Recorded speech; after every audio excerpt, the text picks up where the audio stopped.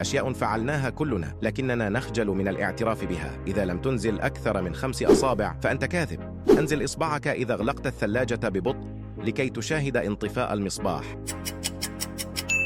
أنزل إصبعك إذا مثلت أنك نائم عندما يدخل أبوك أو أمك فجأة إلى غرفتك.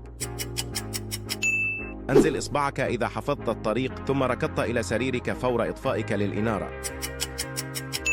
أنزل إصبعك إذا سمعت صوتاً يناديك عندما تستمع إلى الأغاني. أنزل إصبعك إذا صرخت عندما ضربت إصبعك الصغير مع طرف الباب. أنزل إصبعك إذا تبولت في الحمام خفية. أنزل إصبعك إذا كنت تحلم أن تصبح أحد الكرتونات في صغرك. أنزل إصبعك إذا كنت تنادي أمك لكي تغسل لك عندما تنتهي من المهمة.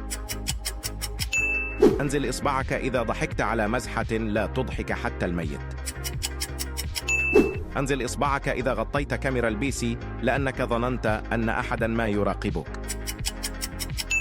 اكتب لنا في التعليقات كم إصبع أنزلت، ولا تنسى اللايك والاشتراك للمزيد من الفيديوهات.